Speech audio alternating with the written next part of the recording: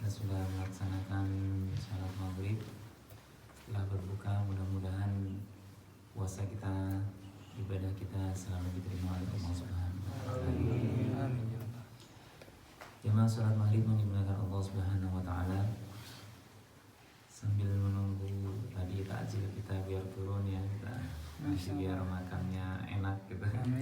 Aku tunggu sebentar. Baik. Jemaah sekalian dimuliakan Allah Subhanahu wa Ta'ala. Di puasa Ramadan ini sebenarnya banyak sekali keistimewaan yang memang Allah berikan kepada umat Rasulullah SAW. Di antaranya adalah puasa sendiri itu adalah bagian dari kenikmatan ataupun keistimewaan yang Allah berikan khusus untuk umat Rasulullah SAW. Kalau umat-umat terdahulu, nabi-nabi terdahulu, memang syariat puasa ini bukan hal yang baru untuk umat Nabi Muhammad. Kenapa? Karena dalam ayatnya sendirinya, kama kutiba 'alal ladzina min qablikum, sebagaimana telah diwajibkan pada umat-umat sebelum kalian. Ini ada puasa Asyura, itu orang Yahudi juga berpuasa. Orang Nasrani juga berpuasa. Banyak orang-orang sebelum umat Nabi Muhammad itu juga berpuasa. Hanya saja beda puasa, beda caranya dan beda mungkin teknisnya. Nah, pernah dalam kitab Tadhkirah Qurtubi itu disebutkan, pernah ada raja dari zaman dulu, zaman sebelum Rasulullah. Ada raja Nasrani. Nasrani ini berpuasa 30 hari. Nah, setelah berpuasa 30 hari ternyata dia sakit. Nah, habis sakit, akhirnya dia bernadar, dia berucap, kalau saya sembuh dari sakit saya akan puasa lagi 10 hari lagi, jadi 40 hari. Ternyata sembuh. Akhirnya puasa lagi 10 hari, jadi genap 40 hari. Ternyata setelah nambah 10 hari dia mati, meninggal. Nah, akhirnya ganti raja lagi kan. Nah, raja ini juga berpuasa akhirnya. Setelah berpuasa ternyata mulutnya ini sakit. Mulutnya sakit, akhirnya bernadar lagi. Kalau sembuh dari sakit saya ini, saya akan nambah lagi puasa 7 hari lagi, jadi 47 hari puasanya. Ternyata setelah itu mati lagi, meninggal. Wah, ini udah angker ini. Akhirnya ada raja lagi yang terakhir mengatakan, sekarang nggak ada puasa-puasa lagi. Nah, karena puasa ini bikin petaka. Sudah ada 2 raja yang jadi korban, saya nggak mau jadi korban ketiga. Akhirnya mulai dari itu nggak ada puasa lagi mereka. Nah, itu sedikit gambaran. Artinya apa? Puasa sendiri itu sebenarnya tanpa diembel-embeli hikmah kesehatan, hikmah apa, itu sendiri sudah merupakan rahmat bagi umat Rasulullah SAW. Maka kita bersyukur dengan adanya puasa, dengan adanya yang mulai yang disyariatkan itu, kita bersyukur. Nah, bukti bahwasanya itu adalah keistimewaan. Kita bisa runtut sebelumnya. Sebelum ada syariat puasa Ramadan, itu bulan Ramadan sudah ada. Jadi nama-nama bulan itu zaman-zaman dulu sudah ada. Bulan apa? Bulan Rabiul Awal sudah ada. Makanya Rasulullah lahir bulan Rabiul Awal. Padahal waktu itu Hijriyah belum ditetapkan sebagai penanggalan Islam kan, pada zaman Sayyidina Umar bin Khattab. Nah, tapi Ramadan sudah ada. Tapi Allah mengagungkan Ramadan itu bukan karena bulannya. Karena Allah memberikan syariat puasa pada bulan itu, maka Ramadan menjadi naik daun di antara bulan-bulan yang lainnya. Nah, itu. Di antara itu lagi, kenapa? Allah mengangkat bulan Ramadan, bulan Ramadan, puasa itu salah satunya dengan diturunkannya Al-Quran. Inna anzalnahu fi lailatul qadr. Lailatul qadr ada pada bulan Ramadan, maka semakin naik ratingnya lagi Ramadan. Jadi bulan yang istimewa. Sebenarnya kalau kita urut, keistimewaan itu ada pada Al-Quran. Al-Quran diturunkan pada orang yang mulia, maka orang yang diturunkan Al-Quran jadi mulia, Rasulullah SAW. Al-Quran diturunkan pada bulan, akhirnya bulan itu jadi bulan yang mulia, bulan Ramadan. Dan Al-Quran diturunkan, diwariskan dari Rasulullah untuk umatnya, Rasulullah, maka umat Rasulullah menjadi umat yang mulia. Maka itu kita bersyukur, kita patut bersyukur.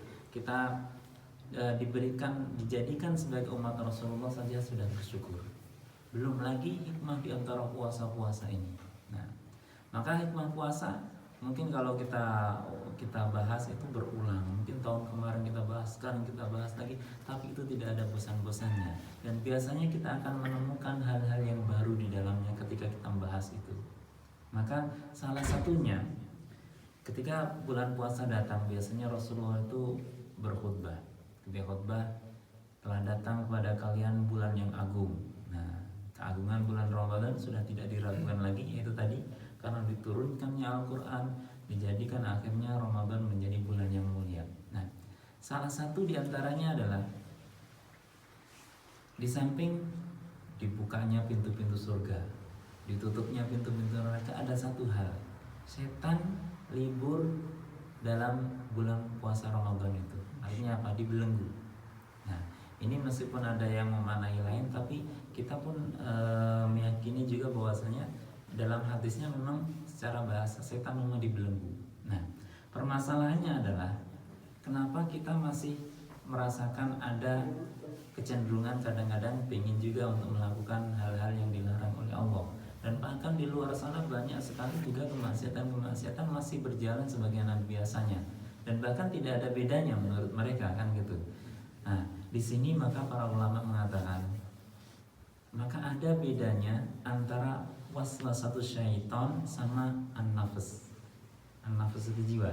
Innan nafsa la'ammaratun bisu. Nah, inilah yang tidak bisa dibendung.